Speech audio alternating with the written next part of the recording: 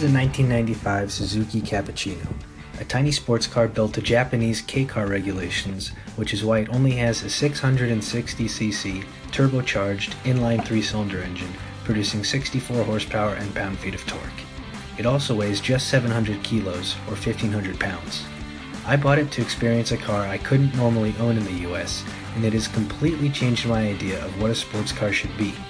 While the Cappuccino lacks in storage space, it more than makes up for it with character and a driving experience like nothing else in its price range. Here's what I discovered after 7 months of ownership.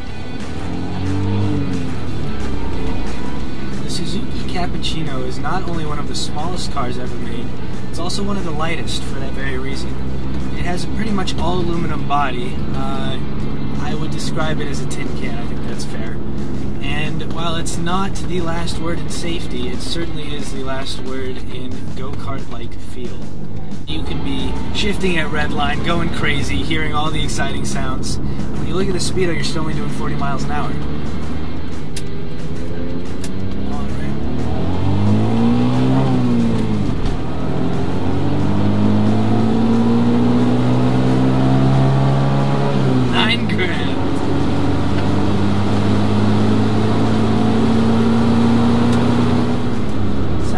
Exactly like half of a Porsche 911.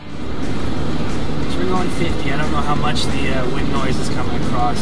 There's a fair bit of it, but like I said earlier, I think most of that is due to the target top, and in the 90s everything was a little more carefree. In the owner's manual it actually says it's normal for small amounts of water to come inside the car during heavy rains and car washes, so keep that in mind if you like staying dry. Might want to wear a raincoat. We're coming up to what is possibly my favorite junction in all of England, because you can see forever, and when there's no one here,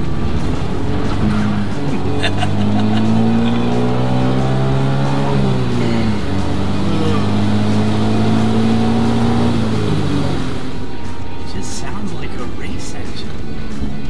I mean, it doesn't respond like one. There's plenty of turbo lag. Actually, the turbo lag itself is something to talk about. Being a vehicle from the 90s, this thing is all boost or no boost.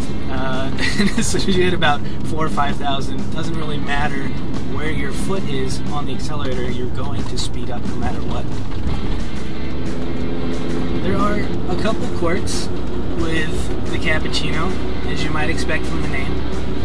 The most annoying one for me is the fact that there is no trunk release latch. You could get one as an option, and in later years the cars had them.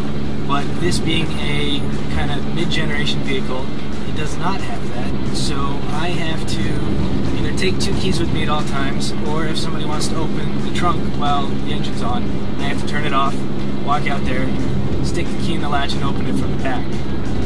Not a big deal, but something to think about. Another one would be that the Sun-Visors appear to be made out of foam. There's like coat hangers, what it feels like, to be honest with you, running around the rim of it. And if you don't push on that metal part, you're basically just gonna put a hole in it. Oh, another weird quirk. The turn indicators and the windshield wiper control stalks are flipped to what I'm used to. I don't know why, but what I do know is that oftentimes when I end up trying to turn, my wipers come on. Now, this car has no traction control, no ABS, manual steering, and double wishbone suspension front and rear. It is about as pure as you could want from any sports car. The way this car corners is unreal. It feels like you're on racing slicks, until you just realize it's because you're driving around a vehicle that weighs less than half of most other cars on the road. It's worth being said that there are a ton of aftermarket parts for the Cappuccino, but they're all in Japan, and shipping is a nightmare. I found that out the hard way. So there's a couple things I still really want to do to this. Probably get a mechanical boost controller and pump up the boost a little bit to go from kind of 65 to 85 horsepower. And a couple cosmetic things, but it's so hard to get kind of cappuccino specific parts from the Japanese market that you either have to know someone who can ship you out stuff or be really good at translating and figure out a courier to act as a third-party shipper. It's kind of a shame, but you can, if you really want to, you can know what you need. I am hoping to import this car back to California when I go home, but I am expecting to pay extra $4,000 or $5,000 for that whole process.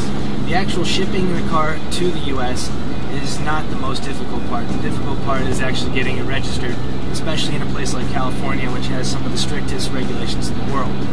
It can be done, but it's not going to be easy. I've driven Porsches, I've driven a Ferrari, I've driven a spec Miata car, I've driven a lot of really exciting sports cars. And honestly, hand on my heart, this is one of the most fun vehicles I have ever driven in my life. If you are in the market for a sports car, and by sports car I just mean something to have fun in, I honestly can't recommend anything other than this car in a price range below $20,000, $30,000. So, that's the Cappuccino in a nutshell.